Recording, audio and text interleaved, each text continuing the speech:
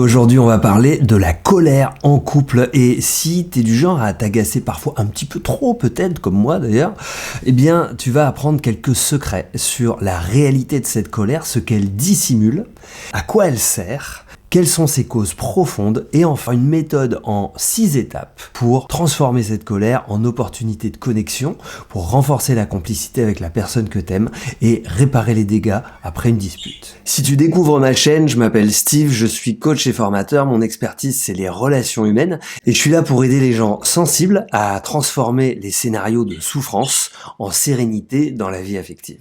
Souviens-toi de cette journée, ça a démarré dès le matin au réveil. Tu t'es retrouvé à la bourre au boulot parce qu'il y avait une déviation, il y avait un tracteur sur la route, ça n'avançait pas, il y avait un embouteillage. Dans ta journée, ça s'est pas passé comme tu voulais. T'étais en sous-effectif, ou le dossier dont t'avais besoin pour travailler n'était pas arrivé, ou tout simplement un collègue hyper irritant. Après avoir supporté, après avoir pris sur toi toute la journée, t'arrives à la maison, et le seul truc que t'avais demandé à ton chéri, par exemple, de ramener du pain, il a oublié. Et là, tu pètes un plomb.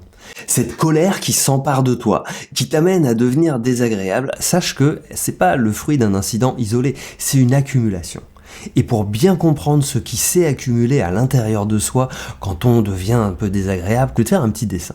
Imagine que ça, c'est notre niveau de conscience.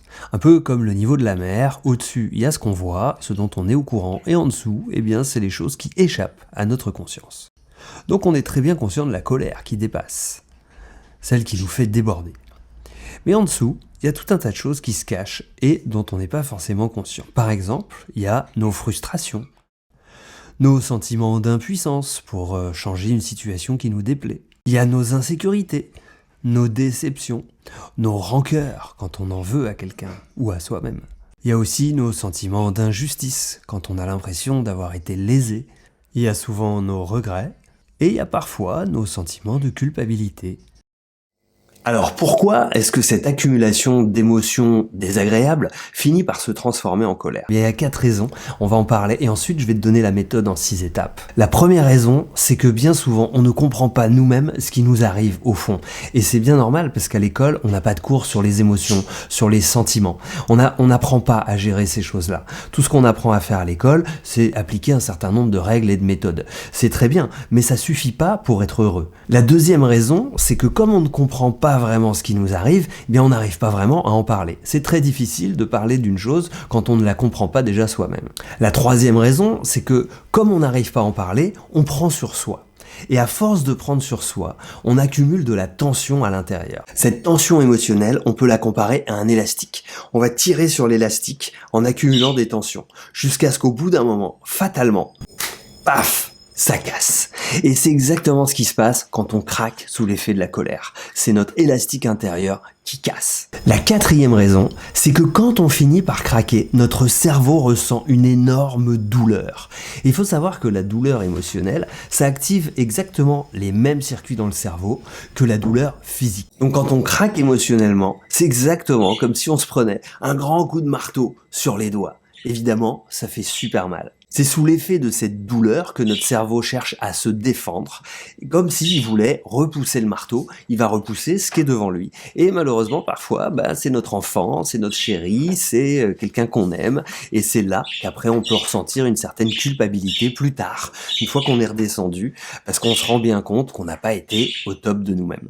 Même si évidemment on avait de bonnes raisons d'être en colère, on s'y est pas forcément pris de la meilleure façon pour régler le problème. Donc maintenant, on va voir les 6 étapes pour réagir d'une manière un peu plus adaptée, un peu plus intelligente, un peu plus humaine et surtout plus constructive qui va être dans le respect de soi-même, mais aussi le respect de l'autre et de la relation. La première étape, c'est de prendre conscience qu'on est sur le point de craquer, qu'on commence à craquer. Et à ce moment-là, ce qu'il faut faire, c'est fermer sa bouche. Parce que si je ferme ma bouche, je ne peux rien dire qui fera du mal à l'autre. Le seul truc que je peux me permettre de dire à ce moment-là, c'est « Excuse-moi, je suis trop en colère, j'ai besoin de m'isoler un petit moment pour redescendre en pression ». Donc, fermer sa bouche et étape 2, s'isoler. Tu peux t'isoler dans ta voiture, tu peux t'isoler dans ta salle de bain, dans ta chambre, dans ton garage, aller faire un tour dans la forêt. Fais ce que tu veux, mais assure-toi d'être le seul humain dans ton environnement. Étape 3, grâce à ta solitude, tu vas pouvoir te défouler de toutes ces émotions désagréables qui t'envahissent d'une manière saine, sans te faire du mal ni à toi-même, ni à personne d'autre, ni aux objets qui t'entourent. Et se défouler émotionnellement, c'est ni plus ni moins que de faire ce qu'on fait tous quand on est un tout petit enfant. On s'en rappelle pas, mais quand on était en surcharge émotionnelle, qu'est-ce qu'on faisait? On poussait des hurlements, on versait des larmes en abondance et on balançait tout ce qui nous passait sous la main. Assure-toi de faire ça en toute sécurité. Si t'es isolé dans ta salle de bain et que t'as pas envie qu'on t'entende, mets la tête dans une bassine d'eau et tu pourras hurler, ça ne s'entendra pas. Laisse couler tes larmes et si t'es quelqu'un qui est bloqué des pleurs, si ça vient pas tout seul, c'est pas grave, tu peux écouter une musique par exemple qui te fait pleurer. On a tous comme ça dans nos souvenirs des musiques très émotionnelles qui nous déclenchent un peu la corde sensible, qui nous mettent le nœud dans la gorge et la larme à l'œil. Donc mets-toi ces musiques-là et tu vas voir ça va couler. Si ça coule pas du premier coup, c'est pas grave, ça viendra. Et enfin, pour la violence physique, assure-toi d'être en sécurité. Tu peux par exemple prendre un coussin et taper sur ton canapé, ou tu peux te mettre à quatre pattes sur ton lit et mettre des grands coups de poing sur ton matelas. Surtout, ne fais pas ce que je faisais quand j'étais plus jeune, d'aller taper dans les murs, c'est complètement stupide, ou de casser des objets, ça sert vraiment à rien, c'est contre-productif. Tu peux te défouler beaucoup plus efficacement en tapant sur quelque chose de mou. Si jamais t'es quelqu'un qui fait beaucoup de sport, que t'as une bonne endurance physique, alors va jusqu'au bout de toi-même. Fais-le jusqu'à être en sueur, jusqu'à être essoufflé, va au bout de ton cardio, parce que c'est là que ça va marcher.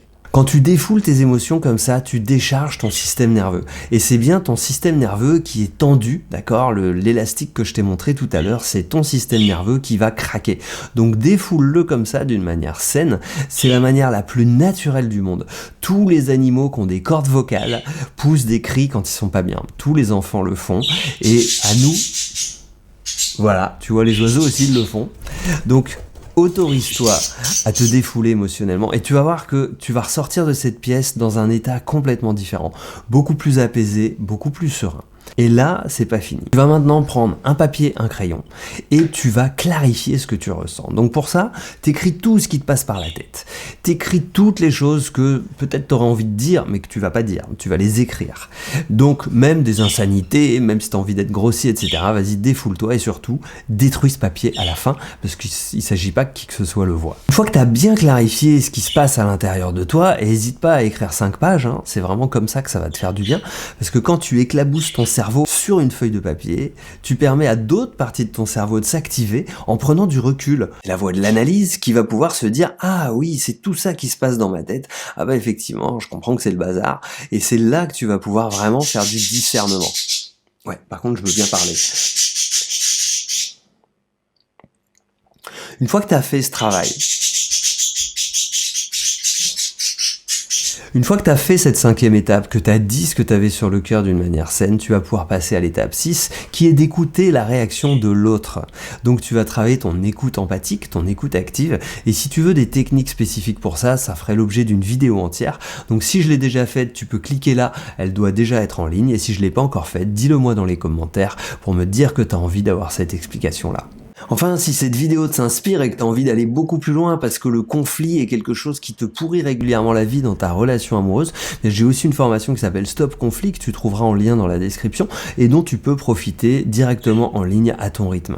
Je te souhaite toutes les ressources dont tu as besoin pour avancer sereinement dans tes relations amoureuses et affectives. En attendant, laisse-moi tes commentaires si tu veux des vidéos sur des sujets spécifiques.